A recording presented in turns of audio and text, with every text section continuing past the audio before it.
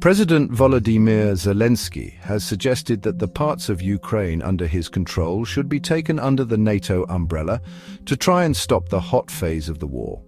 He was asked by Sky News whether he would accept NATO membership, but only on the territory that Kyiv currently holds. Zelensky said he would, but only if NATO membership was offered to the whole of Ukraine within its internationally recognized borders first. Ukraine could then attempt to negotiate the return of territory currently under Russian control in a diplomatic way, he said in a wide-ranging interview. But the suggestion is highly theoretical. Zelensky is not floating any new proposals. This was a television interview, not a diplomatic forum, but he is sending signals.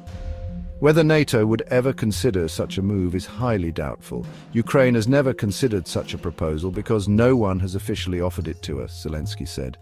NATO would need to offer membership to the whole country, including those parts currently under Russian control, he said. You can't give an invitation to just one part of a country, the president said, according to a translation provided by Sky News. Why? Because thus you would recognize that Ukraine is only that territory of Ukraine and the other one is Russia. Lots of people were proposing ceasefires, he said, but without a mechanism to prevent Russia from attacking again, ceasefires were simply too dangerous. Only NATO membership, he said, could offer that kind of guarantee. The Ukrainian president has already said that he thinks the war could end in the coming year if Ukraine's allies show sufficient resolve. Reports suggest that discussion of the so-called West German model, NATO membership offered to a divided country, has been going on in Western circles for more than a year. But no formal proposals have yet been made. Meanwhile, Zelensky has been keen to sound willing to engage with whatever proposals US President-elect Donald Trump might be considering. I want to share with him ideas, and I want to hear from him his ideas, Zelensky said. The Ukrainian leader said he would be sending a team in the coming days to meet Trump officials, including the president's-elect recently appointed special envoy for Ukraine, retired General Keith Kellogg. In April, Gen Kellogg co-authored a plan called America First Russia and Ukraine, which would freeze the front lines in Ukraine and pressure both Kyiv and Moscow to come to the negotiating table. Future US military assistance to Ukraine would be conditioned on Kyiv's willingness to enter peace talks, but in the event of a ceasefire, Washington would continue to provide military assistance and strengthen Ukraine's defenses to ensure Russia will make no further advances and will not attack again after a ceasefire or peace agreement. Under the proposals, NATO membership for Ukraine would be put off for an extended period. For Zelensky, this begs a crucial question. What guarantees of security would the Trump administration be willing to offer? Without NATO, it's not real independence for Ukraine because Russian President Vladimir Putin, will come back, Zelensky insisted. The differences between Zelensky's peace plan and the nascent Trump policy are still substantial. But by engaging with the idea of a ceasefire and painful territorial sacrifices, in the short term at least, the Ukrainian leader is doing his utmost to sound constructive, conscious that there are so far no equivalent signs coming from Moscow. Russia annexed the Crimean Peninsula in 2014. 8 years later, it launched a full-scale invasion of Ukraine and has occupied territory in the country's east. But it is also worth noting that so far Putin has given absolutely no indication that he's abandoned his desire to subjugate Ukraine entirely. The idea that he would be willing to allow any part of Ukraine to join NATO is for now unthinkable. All the indications so far suggest that any involvement of NATO is a complete non-starter. Russian President Vladimir Putin has threatened to attack decision-making centers in the Ukrainian capital of Kyiv with the country's new ballistic missile, Oreshnik. Putin was speaking hours after Russia launched a comprehensive strike on Ukraine's energy grid overnight, in what he called a response to continued attacks using US-supplied Army tactical missile system missiles on Russian soil. Ukrainian President Volodymyr Zelensky warned that any Russian blackmail would be met with a tough response. Ukraine used missile systems and UK-supplied Storm Shadow missiles to strike inside Russian territory last week for the first time since the full-scale invasion of February 2022, following approval by the Western suppliers, the US, the UK and France. The overnight Russian strike unfolded over several hours with waves of drones and missiles flying across the length and breadth of Ukraine, the second attack of its kind this month. There were no fatalities, but it left more than 1 million people in Ukraine without power. Zelensky said cluster munitions have been used against civilian and energy infrastructure.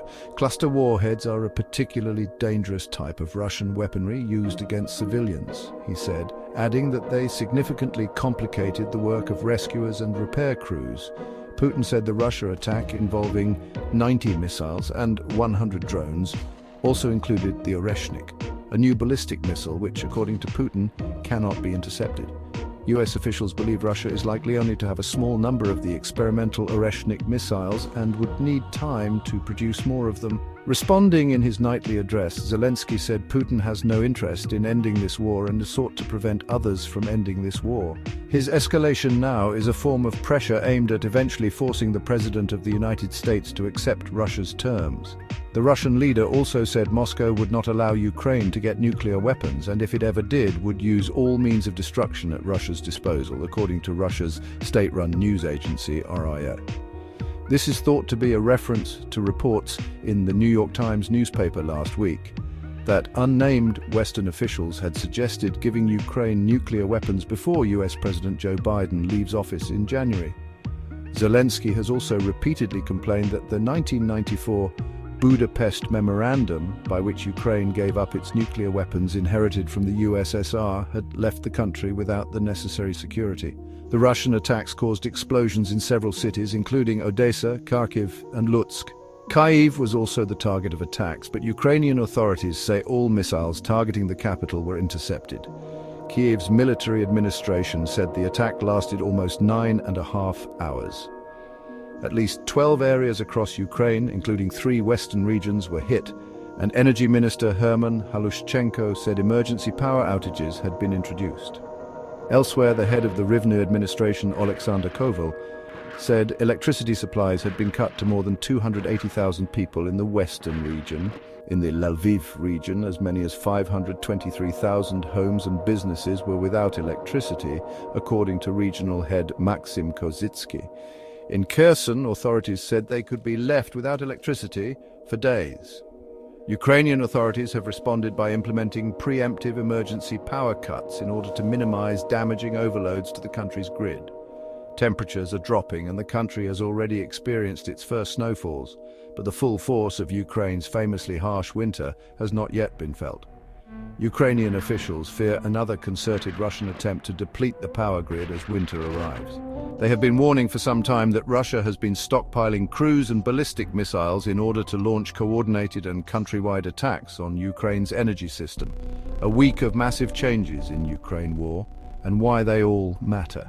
What we know about Russia's Oreshnik missile. Earlier this month, Ukraine's largest private energy company, DTK, said its thermal energy plants suffered significant damage, resulting in blackouts. Thursday's attack was the 11th major attack the country's energy system had faced since March, DTK said.